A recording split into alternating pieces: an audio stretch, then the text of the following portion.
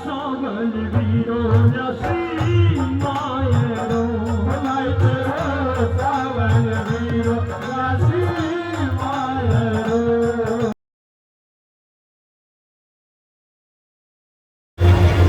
है भाव के भूखे भगवन ये वेद बताते हैं, जब भक्त पुकारे प्रेम से प्रभु दौड़े आते हैं, प्रभु दौड़े आते हैं। आप मीठी मीठी ताली बड़ा प्रेम से बुलाइए।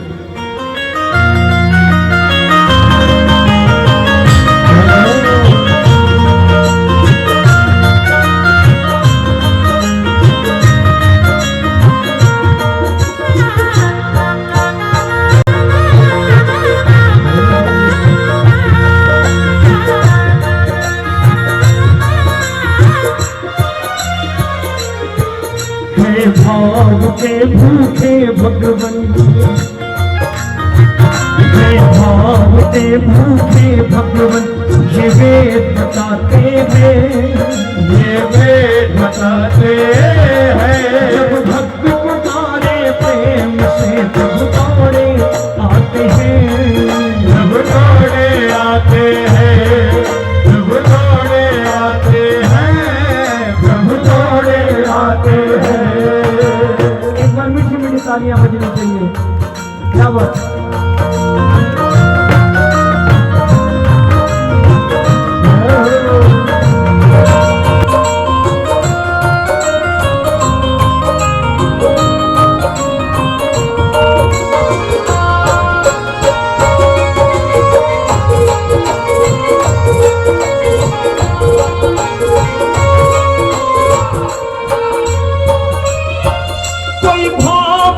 से जात को जगा के देख ले, बोलती है मूर्ति बुला के देख ले, बोलती है मूर्ति बुला के देख ले।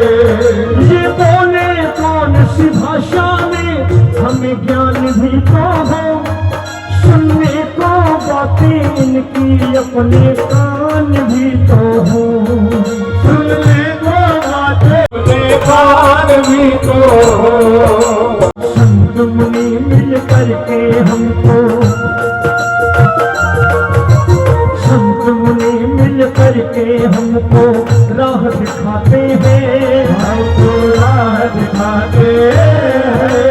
भक्त पुकारे प्रेम से प्रभु दौड़े आते हैं, प्रभु दौड़े आते हैं, प्रभु दौड़े आते हैं, प्रभु दौड़े आते हैं।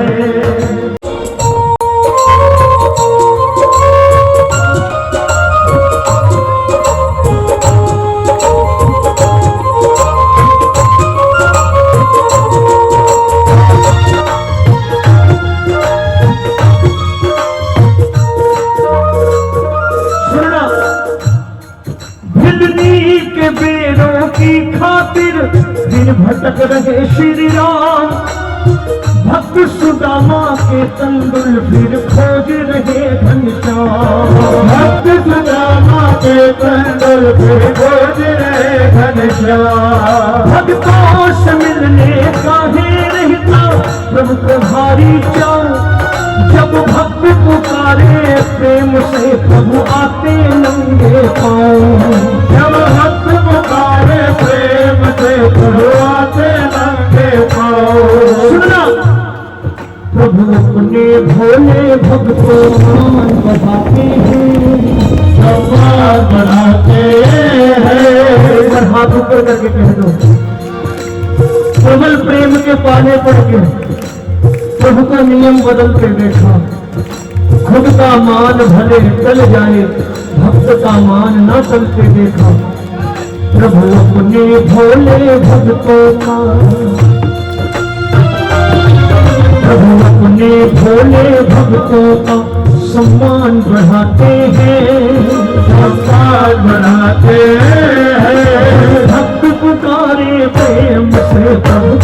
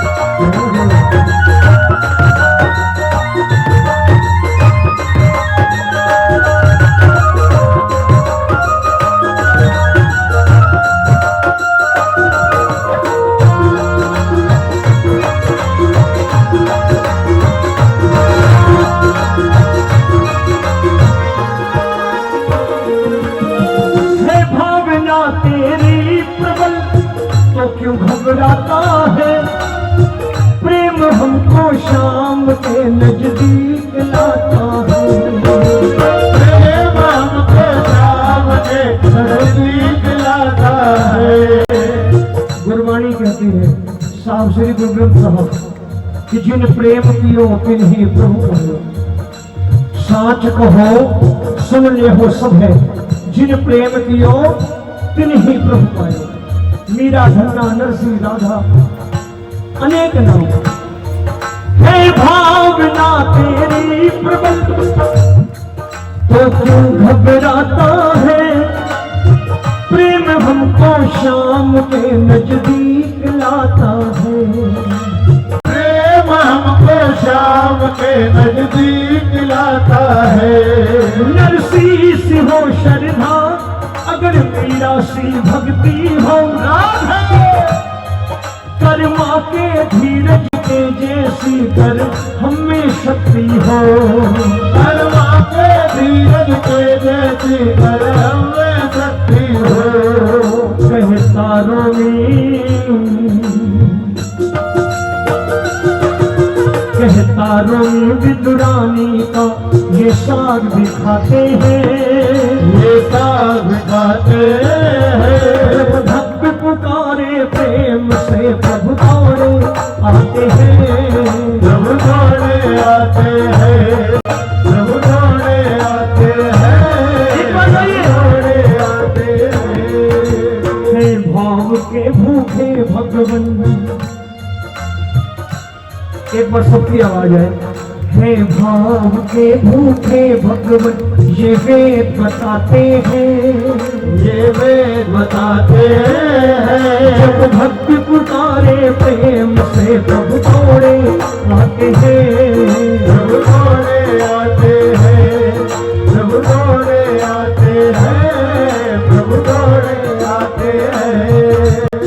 ना कर चिंता चिंतन कर ले, ना कर चिंता चिंतन कर ले। श्याम प्रभु का सुमिरन कर ले, श्याम प्रभु का सुमिरन कर ले। चिंता हरेगा तेरी सांवरा, ना कर चिंता चिंतन कर ले। श्याम प्रभु का सुमिरन कर ले। चिंता हरेगा तेरी सांवरा, ना कर चिंता। जरा हाथ ऊपर करो, आपकी चिंता ले जाने आया है। ना कर चिंता चिंतन कर ले, ना कर चिंता चिंतन कर ले। श्याम प्रभु का सुमिरन कर ले, श्याम प्रभु का सुमिरन कर ले। चिंता हरेगा तेरी सांवरा। ना कर चिंता। जरा हाथ ऊपर करके ये बात।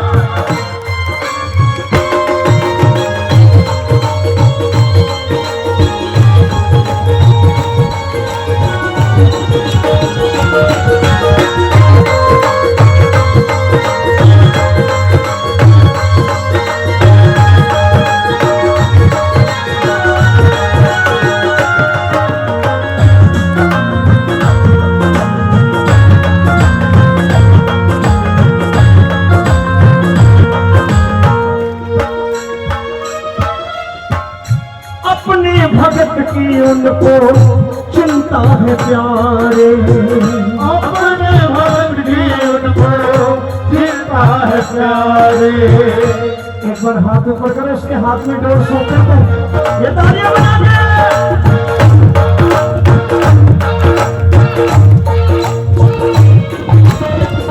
अपने भगत की उनको चिंता है प्यारे, सारे जगत की बिगड़ी वो ही सवारे। सारे जगत की बिगड़ी कोई सवारे। ना कर चिंता चिंतन कर ले, ना कर चिंता चिंतन कर ले। मेरा हाथ ऊपर करके। ना कर चिंता चिंतन कर ले, ना कर चिंता चिंतन कर ले। श्याम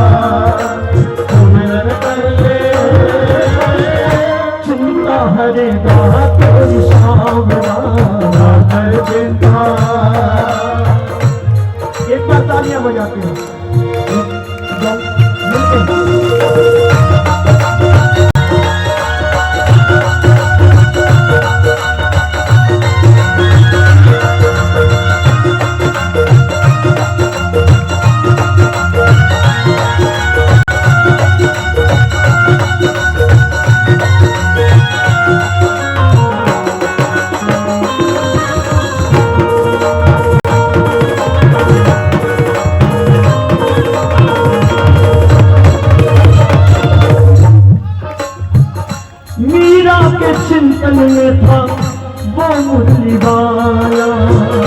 मीरा के चिंतन में था वो मुरली वाला। कोई बात झूठ नहीं कह रहा, शास्त्रों से कह रहा हूं मैं। मीरा के चिंतन में था वो मुरली वाला। मीरा के चिंतन में था वो मुरली वाला। अमृत बनाया पल में विष का वो प्याला।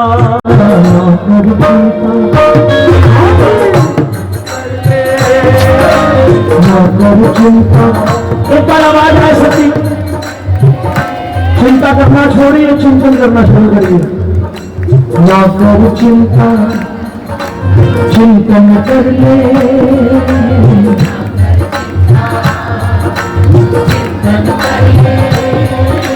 सांवरिए का सुमिरन कर ले।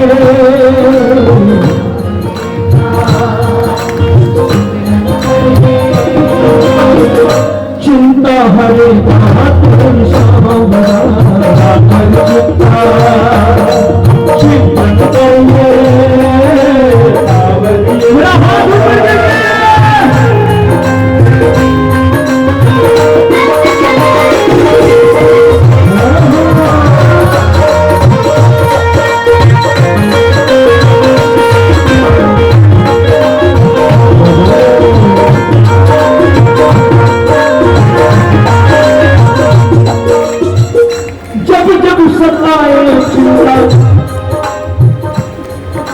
करके चिंता क्यों ना करें, हो ही जाती है।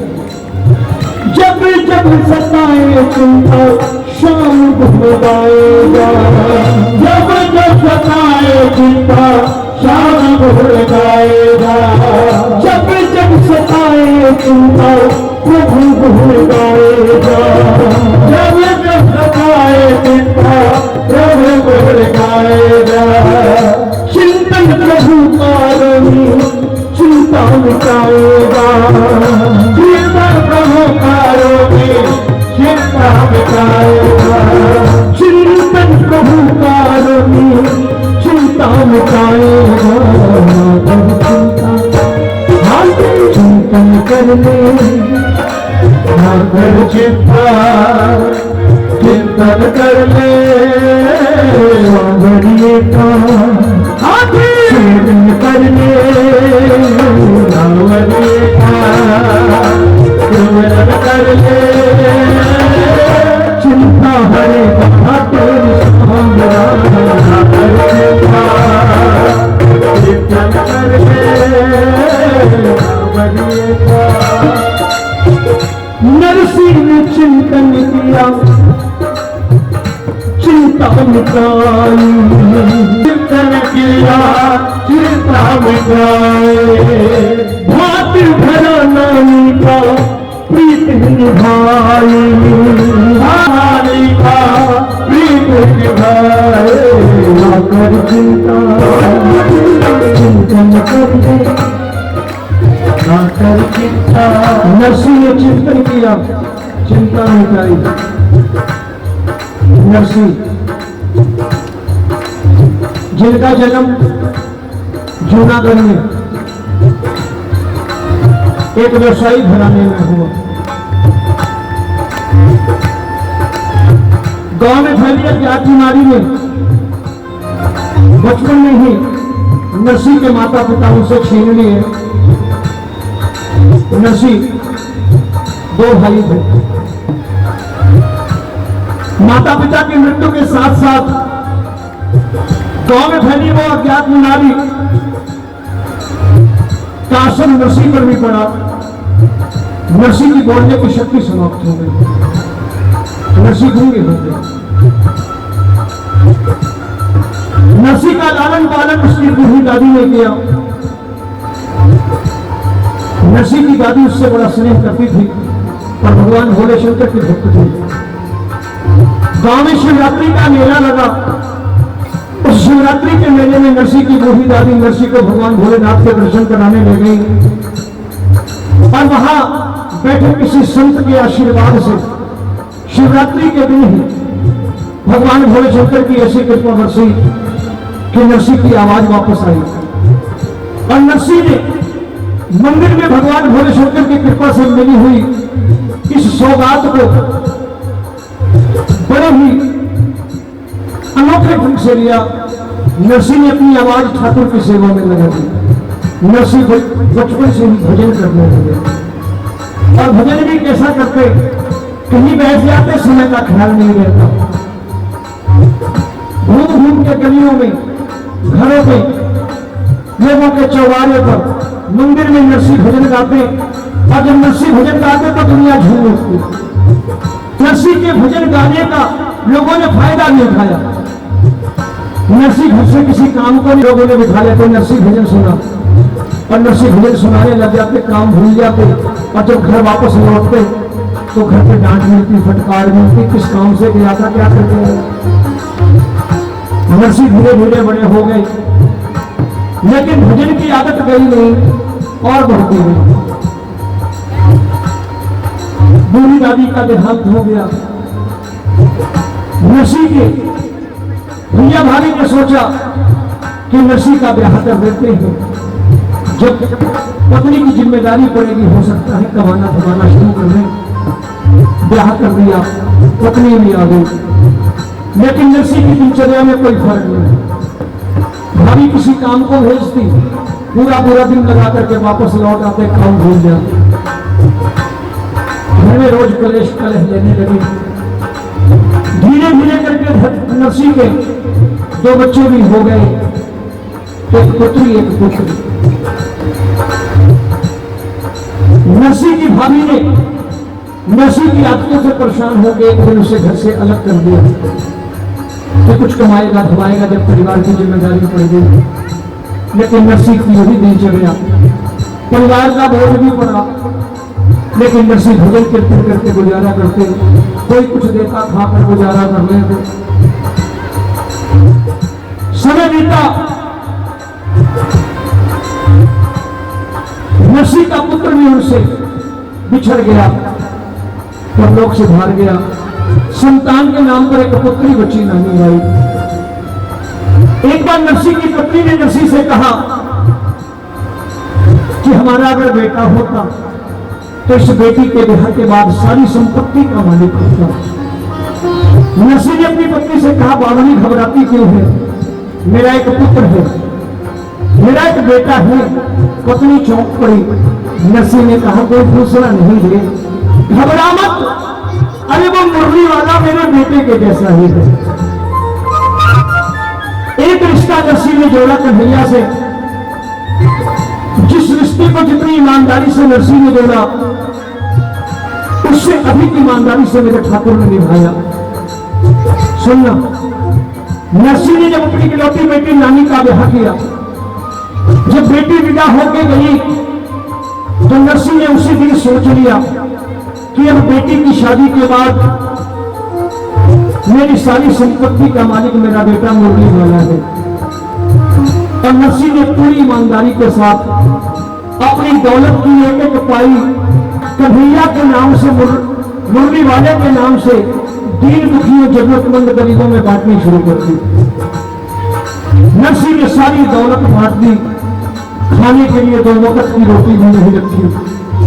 नरसिंह गांव में घूमकर भजन कीर्तन करते, कोई कुछ भी देता, खाकर गुजारा कर रहे थे। कुछ समय बीता, नरसिंह की पत्नी भी स्वर्ग सुधार गई और नरसिंह ने सोचा शायद ठाकुर उनसे और अच्छी तरीके से भजन सुनना चाहता है, प्रभु उनसे और भी अच्छी सेवा लेना चाहता है, इसलिए जिम्मेदारियों से मुक्त करता जा रहा है। पत्नी के स्वर्ग सुधारने के बाद नरसिंह ने अपनी हवेली भी दान कर दी कि इतनी बड़ी हवेली क्या करूंगा, और स्वयं गांव के उसी शिव मंदिर में बैठकर भजन कीर्तन करने लगे। नरसिंह भक्तों की एक टोली बनाकर शिव मंदिर में भजन कीर्तन करते, जो कुछ भी गांव से आ जाता उसे खाकर के गुजारा करते थे। एक दिन उसी जूनागढ़ में एक भक्तों की टोली दूसरे गांव से आई। वो द्वारिकाधीश के दर्शनों को द्वारिका जी जा रही थी और जूनागढ़ से गुजर रही थी। जूनागढ़ में आकर के उस भक्तों की टोली ने जूनागढ़ के किसी व्यक्ति से पूछा कि आपके गांव का सबसे बड़ा सेठ कौन है। गांव वाले ने पूछा बात क्या है। भक्तों की टोली के मुखिया ने कहा कि हम द्वारिकाधीश के दर्शनों को द्वारिका जी जा रहे हैं, हमारे पास 600 सोने के सिक्के हैं, रास्ते में चोर डाकुओं का डर है, आपके गांव का कोई सेठ हमसे ये रकम ले ले और हमें एक हुंडी एक पर्ची लिख दे जिससे हमको ये रकम द्वारिका जी में जाकर वापस मिल जाए। गांव वाले ने नरसी का अपमान करने के लिए कह दिया, हमारे गांव का सबसे बड़ा सेठ नरसी है, बहुत बड़ा भगत बना फिरता है, जाओ उसकी हुंडी चलती है, अगर हुंडी लिखने से इनकार करे तो जबरदस्ती पैसे देकर हुंडी लिखवा लेना। शिव मंदिर का पता बता दिया। भक्तों की टोली पहुंची शिव मंदिर, जहां नरसी भक्तों के साथ भजन कीर्तन में लीन थे। टोली के मुखिया ने हाथ जोड़ के पूछा, भाई आप में से नरसी सेठ कौन है।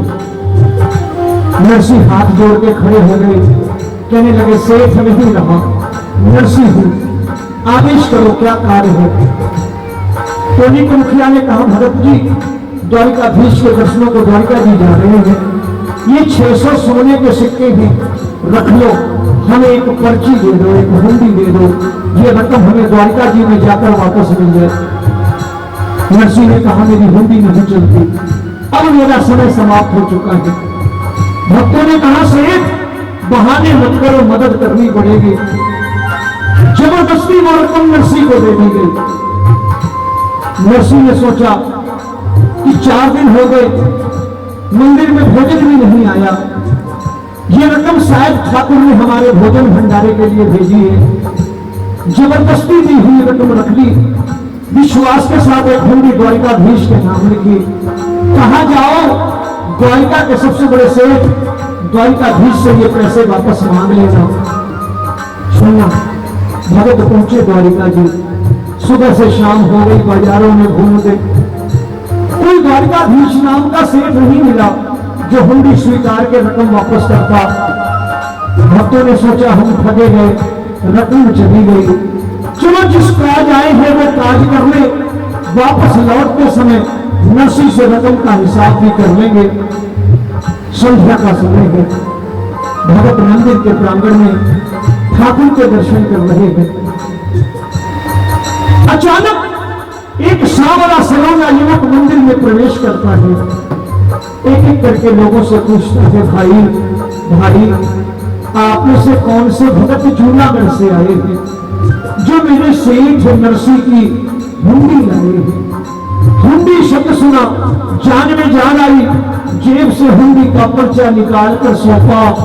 उस सांवरे सलोने युवक ने उतनी रकम निकाली, गिन करके भक्तों के हाथ में रख दी और कहा, जाकर के उस नरसी से कहना, ऐसी हुंडियां रोज लिखे, मैं यहां बैठ करके सुनूं, ऐसी हुंडियां रोज लिखे।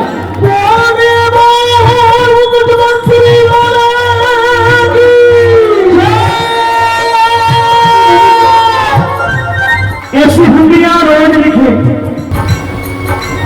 उसी नरसी की बेटी नानी बाई, और नानी बाई के ससुराल में नानी बाई की बेटी सुलक्षणा का विवाह,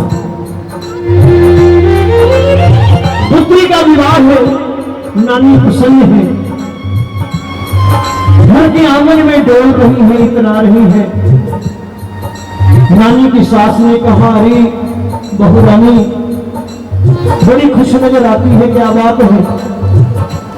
नानी ने कहा, माँ जी पुत्री का विवाह है, लोग आएंगे, मेरे बाबा भी आएंगे, बरसों हो गए बाबा से मिले, बाबा से मुलाकात होगी। नरसी की सास ने कहा, नहीं बावनी, तेरा बाप भिखारी है और मेरा तो कोई भाई भी नहीं जो भात का सामान लाएगा, और हम तेरे भिखारी बाप के पास शादी का निमंत्रण ही क्यों भेजेंगे। हम तेरे पिता के पास शादी का निमंत्रण नहीं भेजेंगे।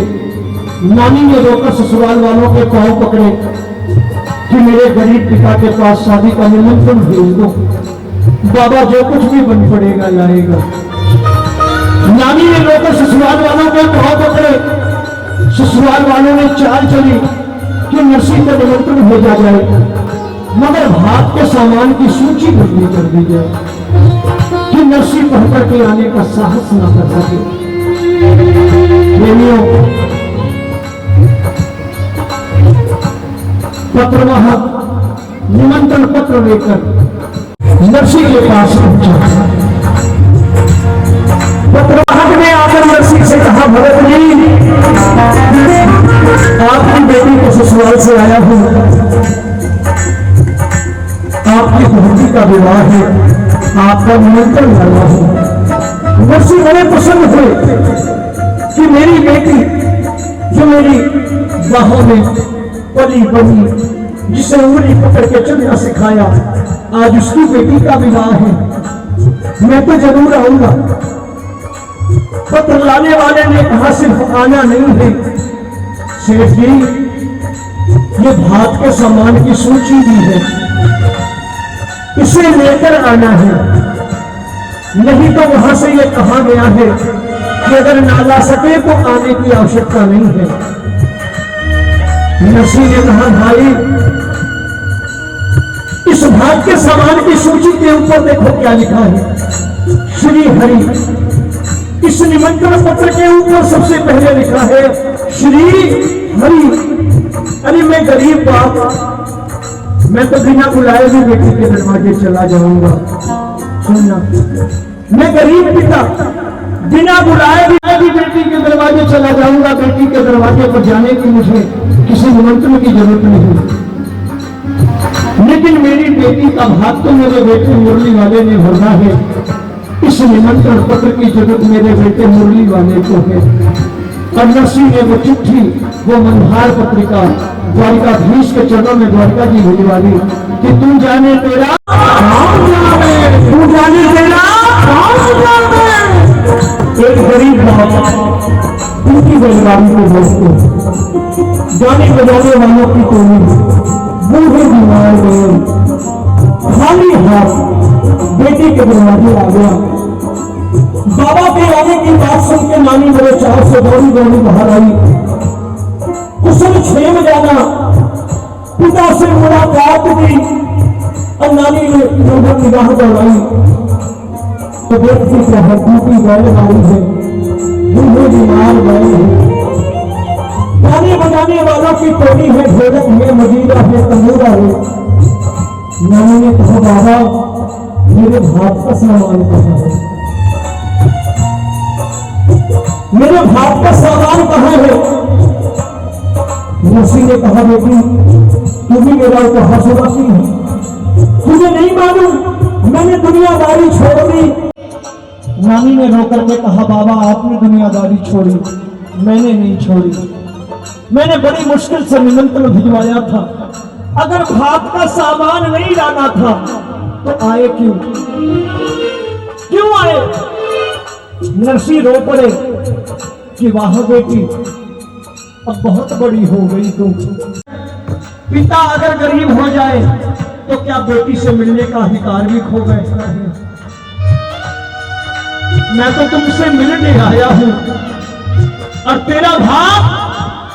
तेरा भाई मयूर मुकुट बंसी वाला लेकर आएगा। सांवरो आवेगो, सांवरो जरूर आवेगो, सांवरो आवेगो, तेरा भाई लेकर आएगा। नानी रोने लगी। नरसिंह दिलासा दे रहे हैं, ये भरोसा नरसिंह का है, ये विश्वास नरसिंह का है। आओ समर्पित करता हूं नानी माई का मायरा नरसिंह का भाग।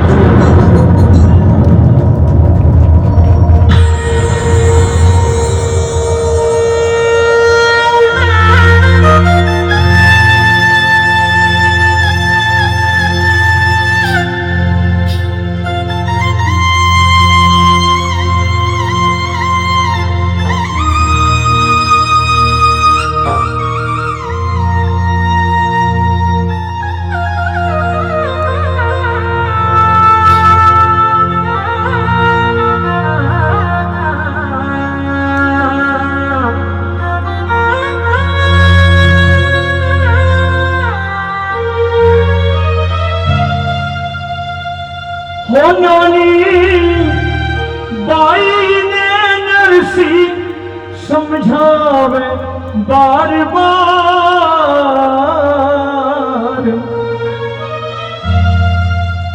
हो नानी बाई ने नरसी समझावे बार बार।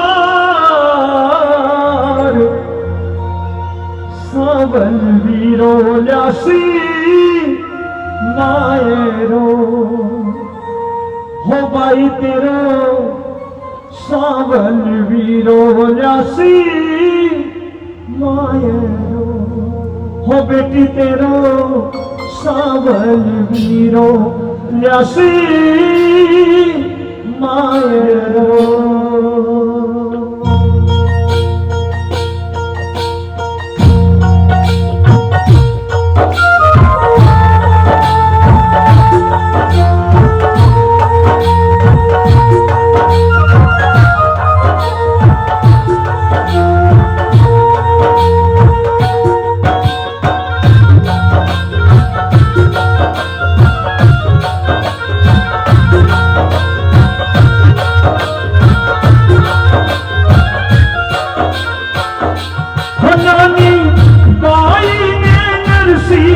समझावे बार बार नानी गाय नरसी समझावे बार बार।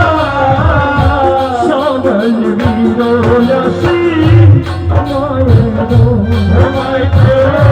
सावन वीरो ल्यासी मायरो बेटी तेरो सावन वीरो ल्यासी मायरो।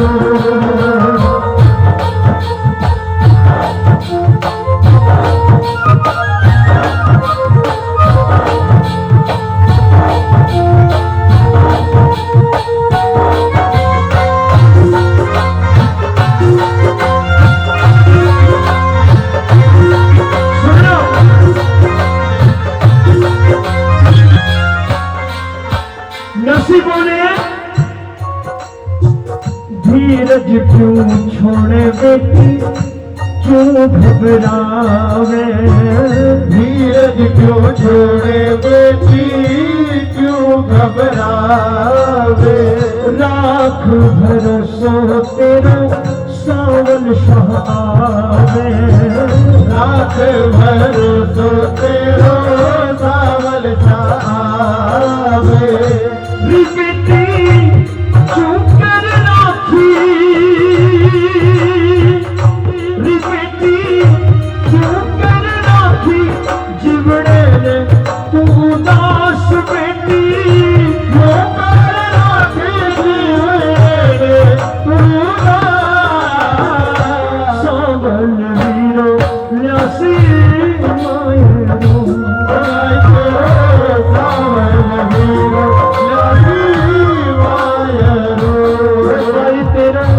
सावन वीरो ल्यासी मायरो।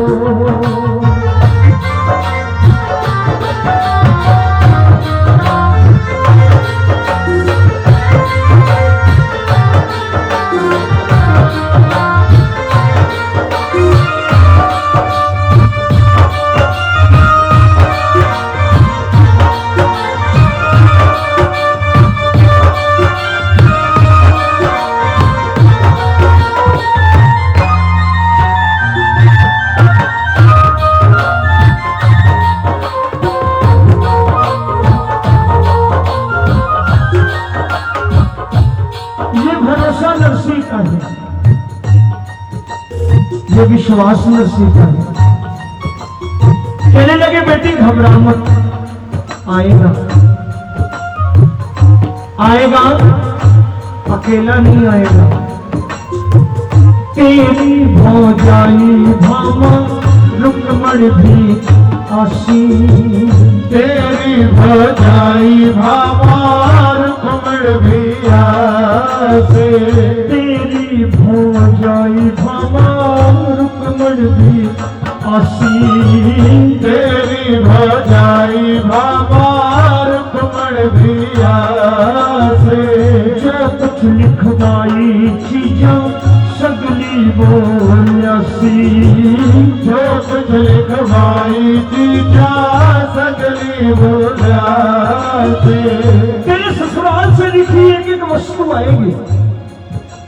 नरसी बोले तेरे सासरे से लिखी एक एक वस्तु आएगी, तो चिंता मत कर, क्योंकि मैंने समधी की चिट्ठी भेजी सावरिये के पास। मैंने समधी की चिट्ठी भेजी सावरिये के पास। मैंने सदा की चिट्ठी भेजी सावरिये के पास। मैंने सदा की चिट्ठी भेजी सावरिये के पास। सावन वीरो हुलासी माये भलाई तेरे सावन वीरो हुलासी माये। एक बार हाथ ऊपर करके नरसी के भरोसे के लिए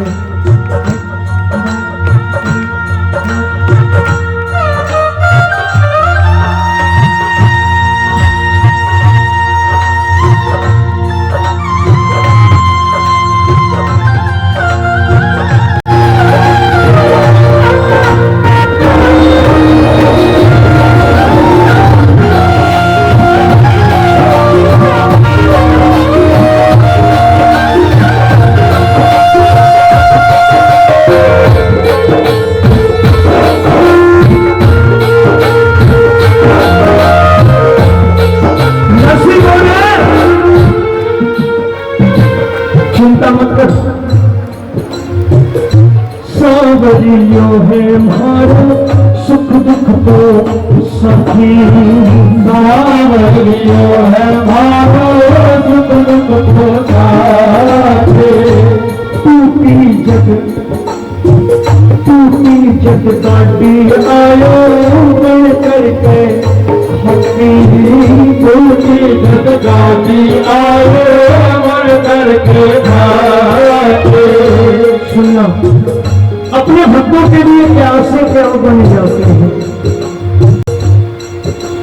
नरसी अपनी बेटी को कहते, बेटी जब मैं गांव से चला मेरे साथ एक घटना घटी, जिस घटना ने मुझे विश्वास दिला दिया कि तेरा वीरो आने दो, सांवरो आने दो। कहते हैं नरसी जब टूटी बैलगाड़ी लेकर अपने गांव से निकले, बूढ़े बीमार बैल भक्तों की टोली, बैलगाड़ी टूटी हुई। गांव से बाहर आते ही कुछ दूरी चलने पर बैलगाड़ी अचानक गड्ढे में फंसी और बैल भी धराशायी होकर जमीन पे गिर पड़े। भगत की गाड़ी फंसी, बैल जमीन पर गिरे हैं और अपने भक्तों के लिए क्या से क्या बन जाते हैं। हरि अनंत, हरि कथा अनंता, कहानी सुने ही बहुत ही सब संता। अपने भगत की फंसी गाड़ी देखी तो मेरे मोर मुकुट बंसी वाले से रहा नहीं गया। मेरा सांवरा वेश बदल करके गाड़ी के सामने आके खड़ा हो गया। बोलिए वृंदावन बिहारी लाल की जय। अपने भगत की फंसी गाड़ी देख मेरा मोर मुकुट बंसी वाला वेश बदल करके गाड़ी के सन्मुख खड़ा है। 3 लोगों के मालिक ने अपने भगत की फंसी गाड़ी अपने हाथ से बाहर निकाली, सीधे रास्ते पे डाल दी। और जब गाड़ी सीधे रास्ते पे पड़ गई, तो मेरा मोर मुकुट बंसी वाला हाथ जोड़ करके गाड़ी के सामने खड़ा हो गया। भगत की फंसी गाड़ी बाहर निकाली, सीधे रास्ते पर डाली और गाड़ी सीधे रास्ते पर पड़ी तो मेरा मुरली वाला हाथ जोड़ करके नरसी के सामने खड़ा हो गया। हाथ जोड़ करके गाड़ी के सन्मुख खड़े हैं।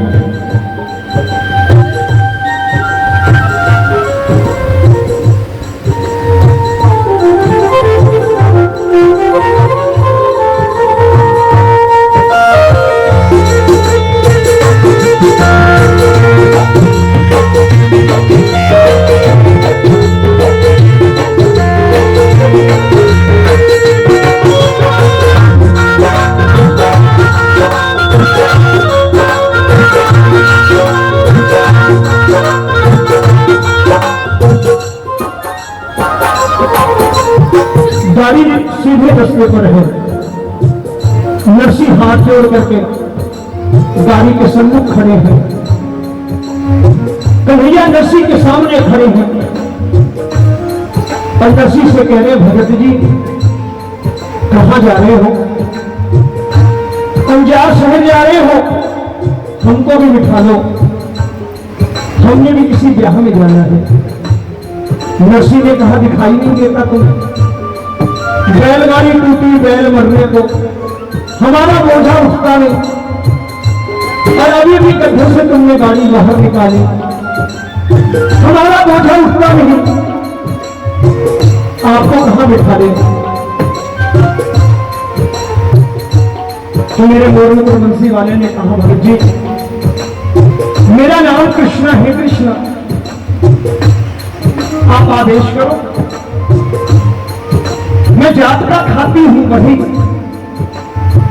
अगर आदेश करोगे तो गाड़ी भी ठीक कर दूंगा। आप आदेश करो गाड़ी भी ठीक कर दूंगा।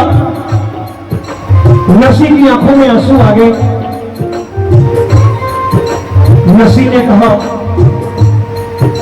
भाई मेरी बैलगाड़ी टूटी बैल मर रहे, आपने गाड़ी बाहर निकाल के मुझको उपकार किया, तो गाड़ी ठीक कैसे कराऊं? मेरी थैली में मजदूरी देने के लिए भेजा भी नहीं है।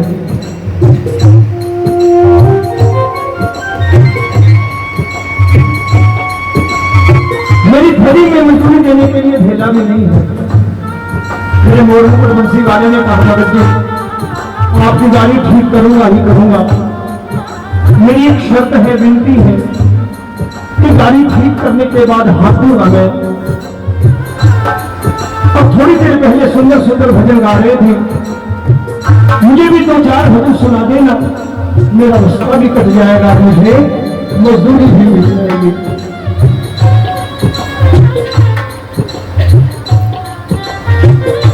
करो बात। भगत की गाड़ी ठीक करने के लिए तैयार बैठे हैं सिर्फ दो भजनों की खातिर। ये भजनों की कीमत है कि दो भजन सुनने के लिए ठाकुर भगत की गाड़ी संभाल रहा है, बैलों पे हाथ फेरा, बैल में ठीक ठाक। तीन लोगों का मालिक भगत की गाड़ी का हथकंडा बन के बैठ गया और जिसकी गाड़ी सांभ रहा थे वो मंजिल तक कैसे न पहुंचे। कन्हैया गाड़ी हाँक रहे हैं और नरसी भजन सुना रहे हैं। गोविंद मेरो है, गोविंद मेरो है, गोविंद मेरो है, गोपाल मेरो है, मेरो आके बिहारी नंदलाल मेरो है, आके बिहारी नंदलाल मेरो है।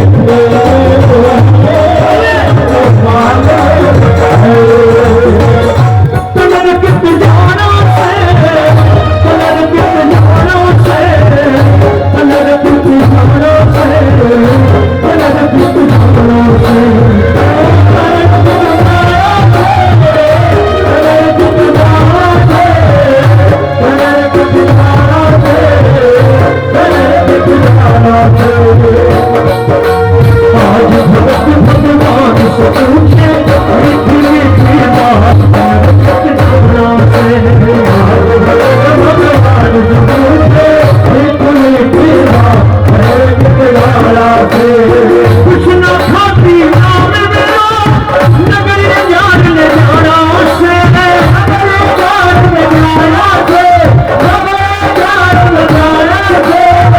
नानी कोई बहन धर्म की मन में धर्म निभाया से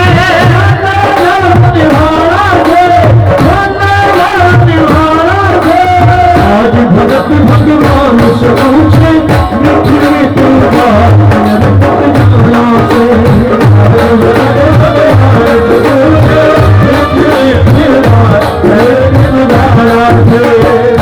नानी बाई बहन धर्म की मन में धर्म निभाना से नरसी के कानों में आवाज पड़ी कि नानी बाई बहन धर्म की।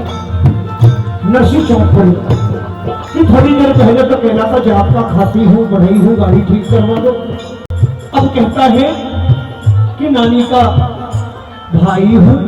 ये कौन है? गाड़ी अंजार शहर के बाहर खड़ी है। नरसी ने भजन समाप्त कर आंखें खोली और देखते क्या है, गाड़ी का हकड़ियां गायब है। गाड़ी का हकड़ियां, गाड़ी हाँकने वाला गायब है। नरसी ने बेटी से कहा, बेटी चिंता मत कर, अभी तक तो साथ था, यही कहीं होगा, आता होगा, क्योंकि सांवरियो है हमारा सुख दुख को सखी। सांवरियो है हमारा सुख दुख को साथ। टूटी जग गाड़ी आयो बन करके खाती, टूटी जग गाड़ी आयो बन करके खाते।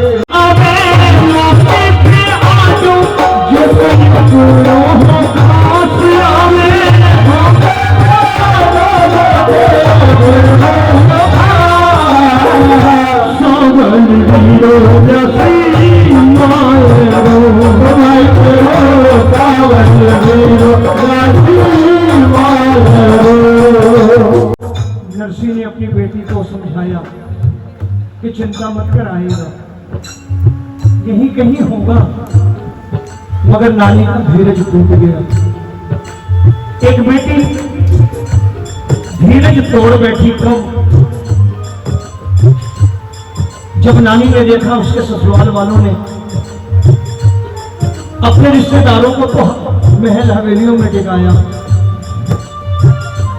लेकिन उसके गरीब पिता को जहां गाय बैल बांधे जाते हैं उस कबीले में एक बेटी का कलेजा छलनी कब हुआ कि जब नानी ने देखा उसके ससुराल वालों ने अपने रिश्तेदारों के लिए मेवे पकवान मिठाइयां भेजी खाने को, मगर उसके गरीब पिता को शादी ब्याह के घर की जूठन इकट्ठी करके भेज दी खाने को। नरसी ने कबेले में थोड़ी सी जगह साफ कर ली। सियाले की रात है, ना ओढ़ने को ना बिछाने को। लड्डू गोपाल की मूर्ति है, थोड़ी सी जगह साफ करके विराजमान किया और नरसी स्वयं भजनों में लीन हो गए। जूठन की थाली आई, नरसी ने यह कह के भोजन ठुकरा दिया, सरका दिया कि मैं तो बेटी के घर का पानी भी नहीं पीऊंगा। लेकिन नरसी के साथी भूख बर्दाश्त नहीं कर सके। वो इसी उम्मीद में आए थे कि रिश्तेदारी में चल रहे नरसी के साथ 4-6 दिन अच्छा भोजन पकवान मिलेगा। लेकिन जब उन्होंने जूठन देखी तो उन्होंने भी भोजन नहीं लिया, लेकिन भूख बर्दाश्त नहीं हुई तो गांव में भोजन की भिक्षा मांगने लगे। अपने पीहर के लोगों को भीख मांगता देख नानी अपमान से जल गई। नानी ने आत्महत्या का इरादा कर दिया। गांव के सरोवर के किनारे नानी खड़ी है, नरसी कबीले में लड्डू गोपाल की मूर्ति के साथ भजन कर रही है बैठ के। और नानी आत्महत्या के इरादे से खड़ी कह रही है, सरवरी है तीर खड़ी वो नानी बहावे, माता जाया वीर बीरापुर हाथ भरने आवे इस दिन मारो भोलो बाबू अरबपति कहलो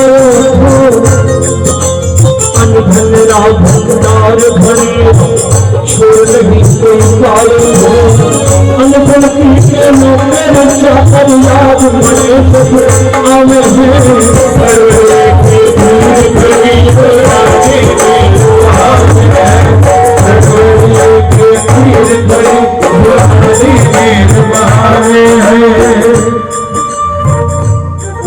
बेटी सरोवर के किनारे आत्महत्या के इरादे से खड़ी है मगर नरसिंह ने भगवान का दामन नहीं छोड़ा अभी भी चिंतन कर रहे हैं चिंता नहीं लड्डू गोपाल की मूर्ति सामने है और नरसिंह कह रहे हैं ओ जियो फिर भारी मारा सवारिया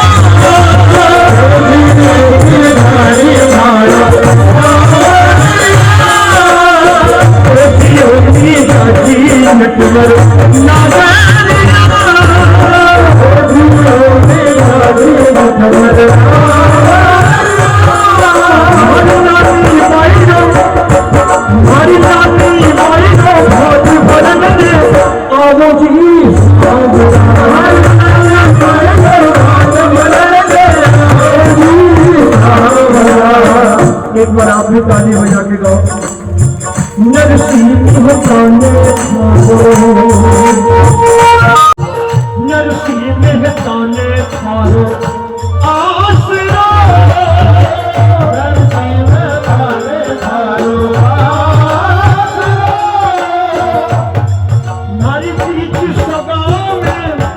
मारी पीछ सगा में आज बच्चा मन आजो जी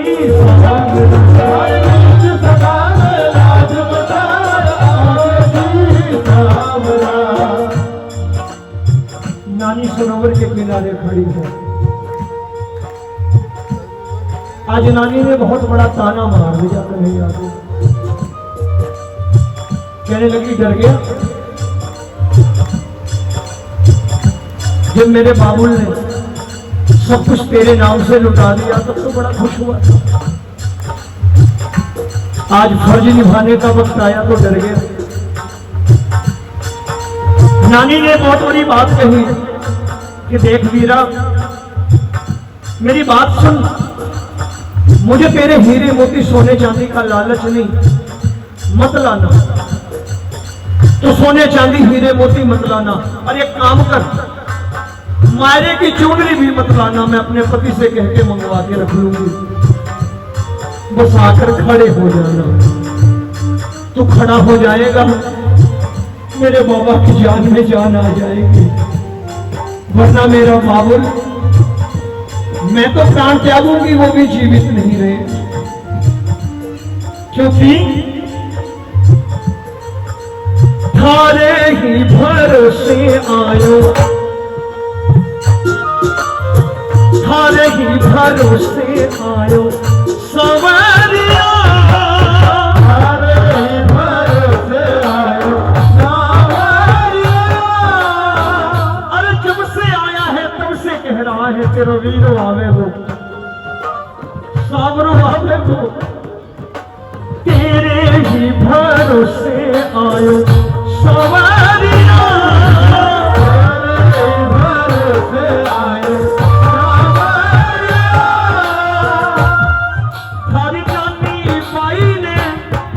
थारी जानी पाई ने चुनर उड़ावा आओ जी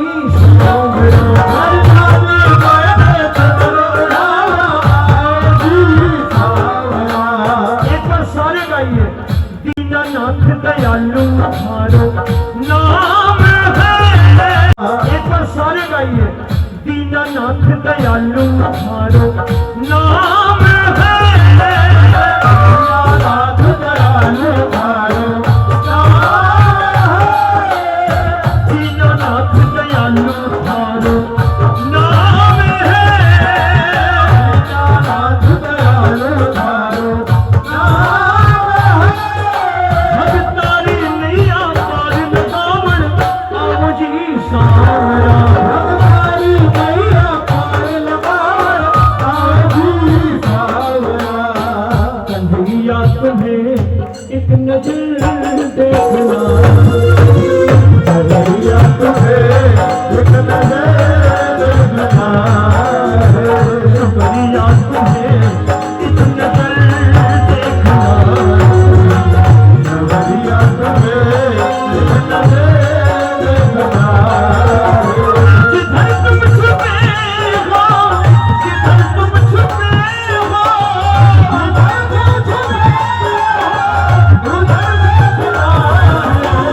कन्हैया तुम्हें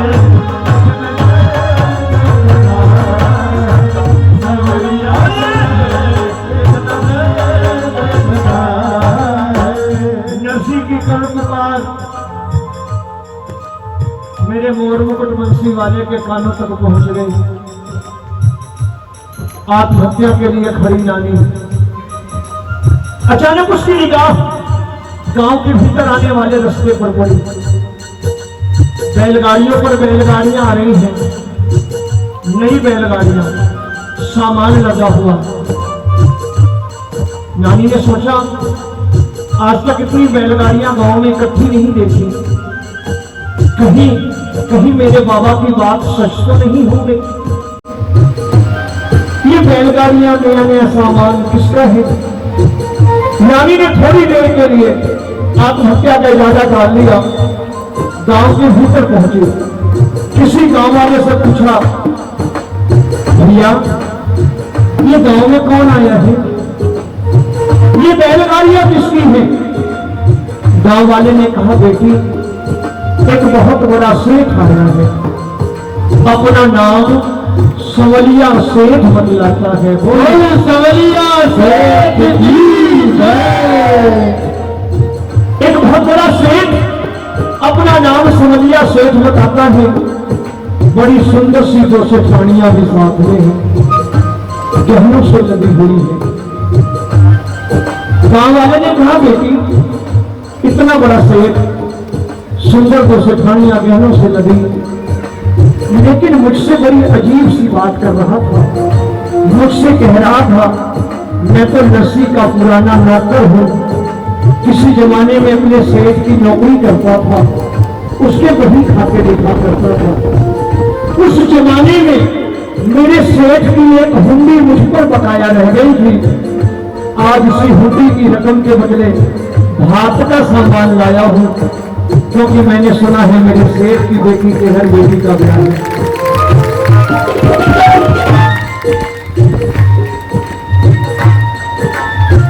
पुराने समय में जब कर्जदार होते थे ना, वो भी बड़े ईमानदार हुआ करते थे। जब सुनते थे कर्जा देने वाले के घर कोई ब्याह पड़ गया, कोई काम पड़ गया, तो व्यवस्था करके ला करके कर्ज वापस करते थे कि हमने सुना है आपके घर ब्याह है, आपके घर पैसों की जरूरत है, इसलिए व्यवस्था करके ले आया हूँ। वही कहने लगे, किसी जमाने में मेरे सेठ की हुंडी बकाया थी जब नौकरी करता था। आज मैंने सुना मेरे सेठ की बेटी का ब्याह है, उसी हुंडी की रकम के बदले भात का सामान लाया। सुना करो कितनी नम्रता है ठाकुर में। कहीं कह रहे जात का खाती हूँ, गाड़ी ठीक करा लो, कहीं कह रहा हूँ, कहीं कह रहा है नानी का भाई हूँ, कहीं कह रहा है नौकर हूँ नरसी का। अपने भक्तों के लिए क्या से क्या बनते हैं। गांव वाले ने कहा, बेटी जा, मैंने तबेले के पास तेरे पिता के पास भेज दिया उसे। आगे आगे कन्हैया, पीछे पीछे नानी। कन्हैया तबेले में पहुंचे हैं। तबेले का दृश्य देख के मुरली वाला हैरान है कि नरसी ने भगवान का दामन छोड़ा नहीं है, अभी भी चिंतन जारी है। लड्डू गोपाल की मूर्ति सामने है और नरसी कह रहे हैं, सेठ बड़े तुम सांवरा, सेठ बड़े तुम सांवरा, मैं निर्धन सेठ बड़े तुम सांवरा, मैं निर्धन गोरी हमारी तुम्हारी बनते रहे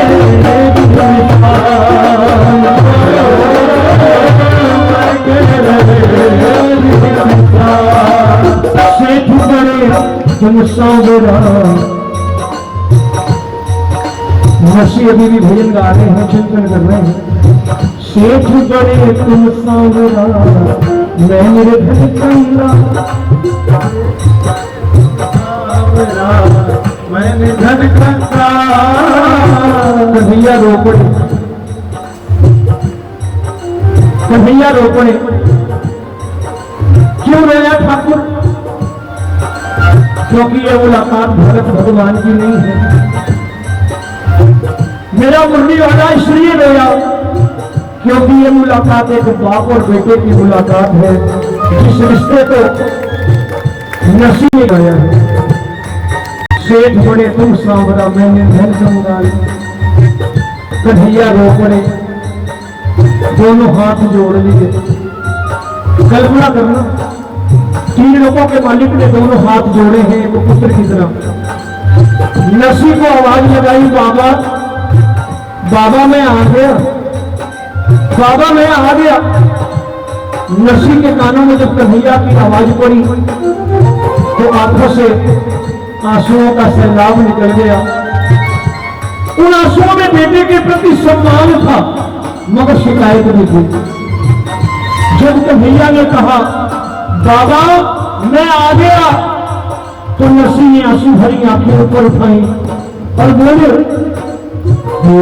इतनी देर लगाई, इतनी देर लगाई, इतनी देर लगाई, इतनी देर लगाई, इतनी देर लगाई, इतनी देर लगाई।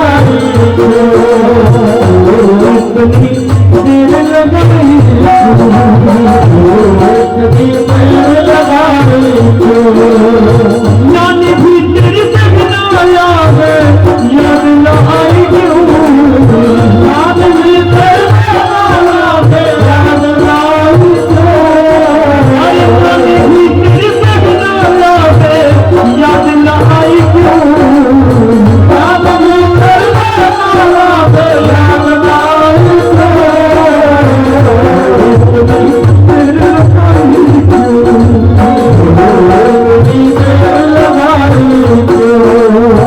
नरसी रोकर बोले,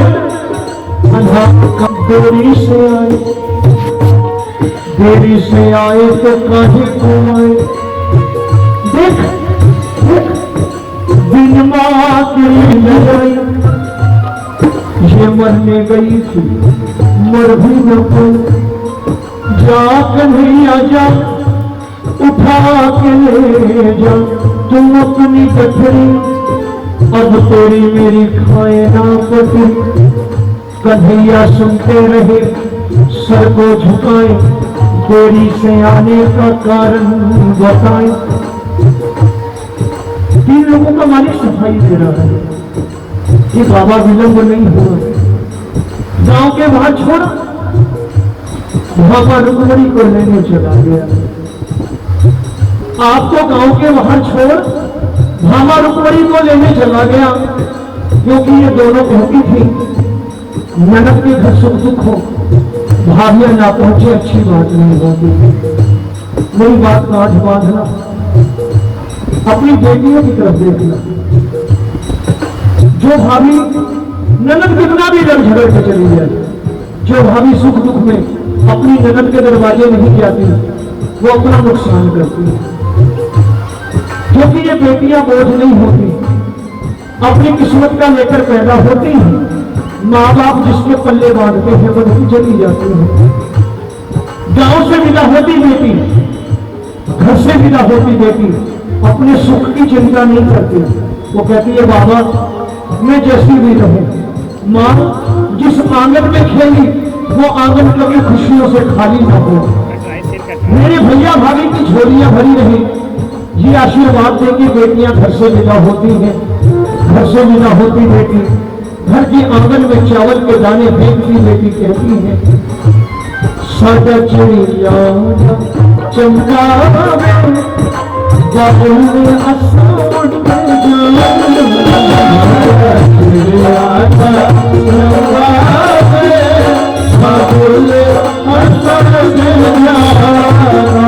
सादी लंबी उड़ारी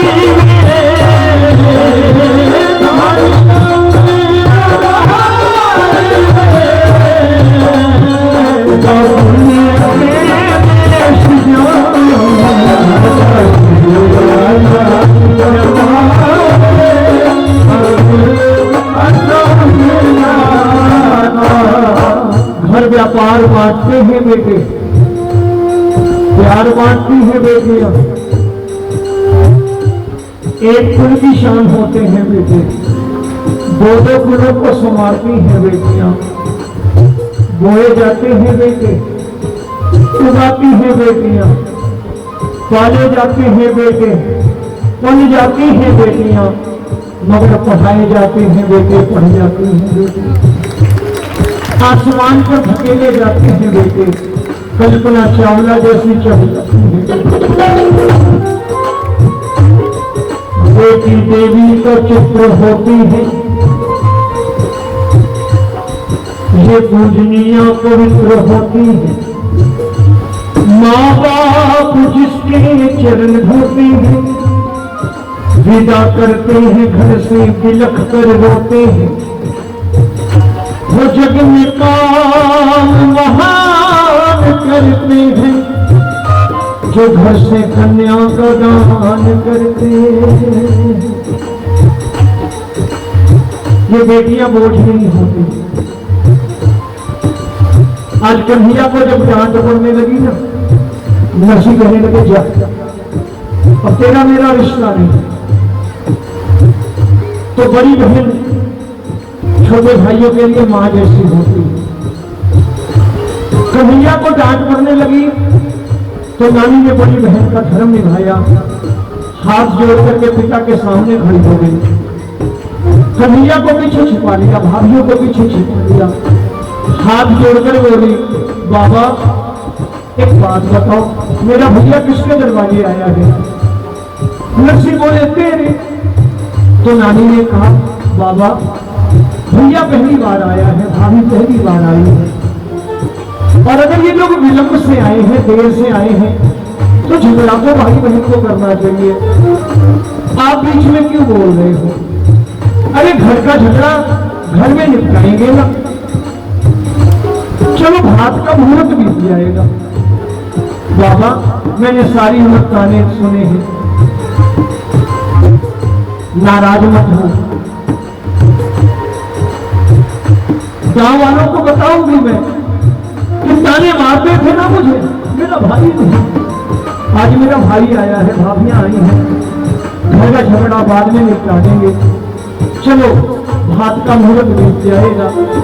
कल्पना करना पड़ेगी जिस नानी के कोई भाई नहीं, मेरा मुरली वाला भाई बन के आया है, बोल मोर मुकुट बंसी वाले की जय।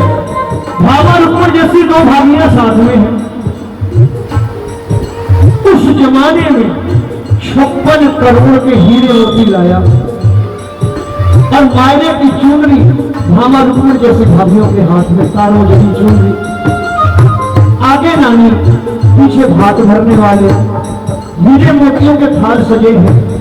नानी गांव वालों से कहती, गांव वालों देखो, ताने मारते थे कौन आएगा, आज देखो कौन आया है। आयो आयो धर्म को भाई, आयो धर्म को भाई, आयो धर्म को भाई, अति नचे नदी माई, हनुमान वाली बोले, अति नदी माई, हनुमान वाली बोले।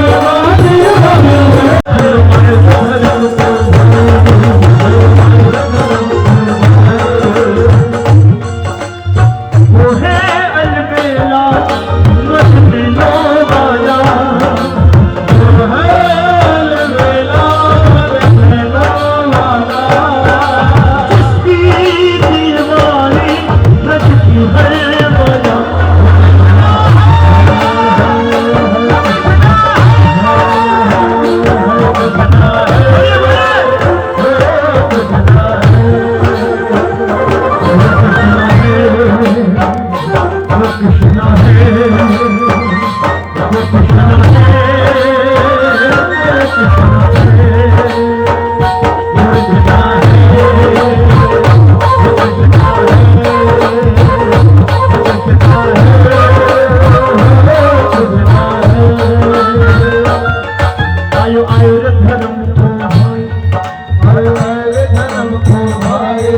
भात भरने वाले नानी के दरवाजे पहुंचे हैं।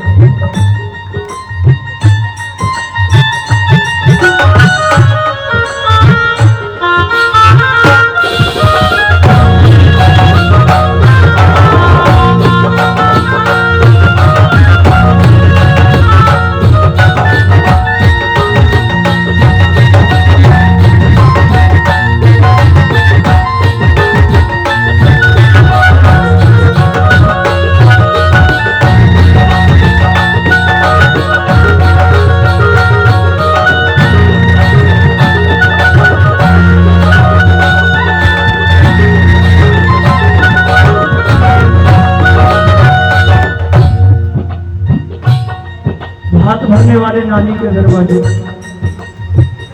कोई स्वागत को नहीं खड़ा। अच्छा कैसा समाज है देखो, बेटी का बाप आए स्वागत कौन करे, गरीब हो तो और बड़ी बात। अच्छा कहने को तो हम कहते हैं दुनिया में सबसे बड़ा दान कन्यादान, लेकिन कभी अपने मन में नहीं विचार करते कि अगर दुनिया में सबसे बड़ा दान कन्यादान है तो उस दान को देने वाला छोटा क्यों।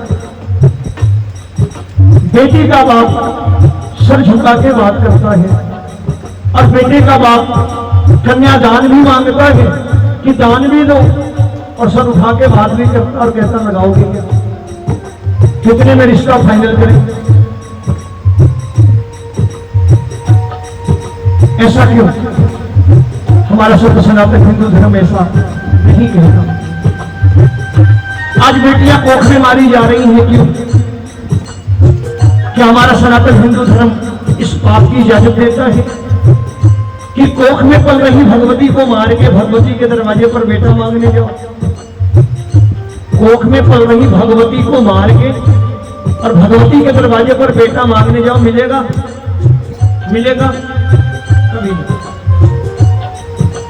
ये हमारी अज्ञानता क्यों है? बेटियां दहेज की आग में जलाई जा रही हैं, कोख में मारी जा रही हैं। जिस देश का नाम भारत माता, वहां बेटियों का ये हाल। ऐसा सिर्फ इसलिए है क्योंकि हम अपने ग्रंथ अपने घर में नहीं रखते, और रखते भी हैं तो पढ़ते नहीं हैं। हमारे घरों में रामचरितमानस नहीं है, हमारे घरों में श्रीमद् भागवत गीता नहीं है, और अगर है तो पढ़ी नहीं जाती, और अगर पढ़ी जाती है तो समझी नहीं जाती। एक बार बालकांड पढ़ना श्री रामचरितमानस का। जनकपुर में धनुष भंग हुआ, राम जी ने धनुष तोड़ा। राजा जनक ने महाराजा दशरथ को संदेशा भेजा, महाराज आओ, स्वयंवर की शर्तें पूरी हो गई, शादी ब्याह की औपचारिकताएं पूरी करो, बारात लेकर पधारो।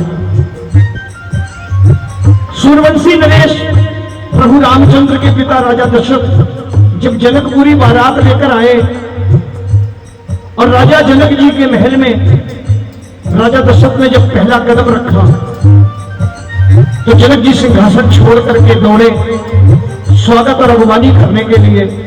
और जब जनक जी पास आए तो राजा दशरथ ने जनक जी के पांव छू लिए। जनक जी पीछे हट गए कि हम बेटी वाले हैं, आप बेटे वाले, हम पर पाप मत चढ़ाओ। तो जानते हैं प्रभु राम के पिता ने क्या कहा राजा दशरथ ने? राजा दशरथ बोले, नहीं महाराज, ना तो आप बेटी वाले ना हम बेटे वाले, आप दान देने वाले और हम दान लेने वाले। ये हमारा सनातन हिंदू धर्म है। कहने लगे आप दान देने वाले हो, मैं दान लेने आया हूं। और भरे दरबार में दरबारियों के सामने राजा दशरथ जी ने जनक जी के आगे झोली फैलाई और कहा, महाराज बाकी बेटियों का दान भी मेरी झोली में डालो। अगर आपको मेरे बच्चे पसंद हो तो बाकी बेटियों का, अगर मेरे बच्चे योग्य हो तो बाकी बेटियों का दान भी मेरी झोली में डाल दो। ये हमारी सत्य सनातन हिंदू परंपरा है। आज दहेज के लिए बेटियां मारी जा रही हैं, कोख में बेटियां मारी जा रही हैं। यह सिर्फ हमारी अज्ञानता है, सिर्फ हमारी अज्ञानता। आज नानी के दरवाजे कोई स्वागत को नहीं खड़ा, किसी रिश्तेदार को कल आई कि नरसी को अंदर लाओ, रीत रिवाज पूरे कराने हैं। रीत रिवाज पूरे करके भगा देंगे। और जब वो रिश्तेदार दरवाजे पर पहुंचा तो मेरे मुरली वाले ने मिलनी करी है, मिलाई। 4 सोने की गिन्नियां हाथ में रख ली। 4 सोने की गिन्नियां मिलनी में जब मिली तो गांव का चौकीदार भी रिश्तेदार बन गया। फूफा जी ने खाने का पत्थर ऐसे ही फेंक दिया, फटाफट मिलनी करो, 4 सोने की गिन्नियां रह ना जाए। मामा जी धोती बांधते बांधते दौड़ पड़े कि 4 सोने की गिन्नियां कौन छोड़ता है। गांव का चौकीदार रिश्तेदार बन के खड़ा हो गया। भैया ने लक्ष्मी को आदेश दिया, है लक्ष्मी ये कब तक तुम नहीं करूंगा, 8 पहर अंजार शहर के लोग जो मांगे उनको दे दो। सिर्फ नानी के ससुराल वालों को नहीं, पूरे गांव को। लक्ष्मी को आदेश दिया कि 8 पहर जो मांगे उनको दिया जाए। 8 पहर लक्ष्मी बरसी नरसी की भक्ति की बदौलत। सबको ने करोड़ के हीरे मोती मुरली वाले ने लुटाए नरसी की भक्ति की बदौलत। मायरे की चुनरी भामा रुकमन जैसी भाभियों ने उठाई नरसी की भक्ति की बदौलत। ऐसा भात न भरा गया न भरा जाएगा। इसीलिए कहता हूं नानी बाई श्री श्रद्धा नर भक्ति, नानी करके देखो मिर्सी चिंता से मुक्ति, करके देखो मिर्सी चिंता से मुक्ति। कर चिंता चिंतन करने ना कर चिंता, चिंतन करने चिंता हरे साथ कर चिंता, चिंतन करने हरे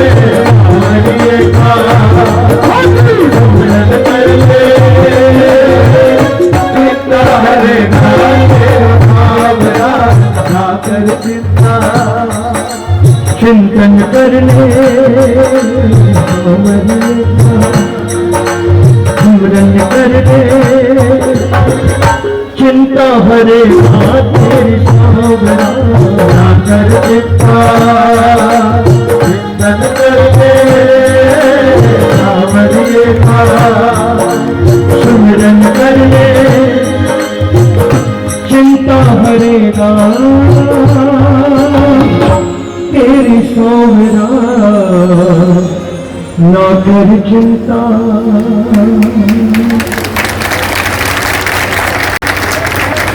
अरे ऐसो भाग्य भरो सोमरियो शोर मचो चहरो, ऐसो भाग्य भरो सोमरियो शोर मचो चहरो।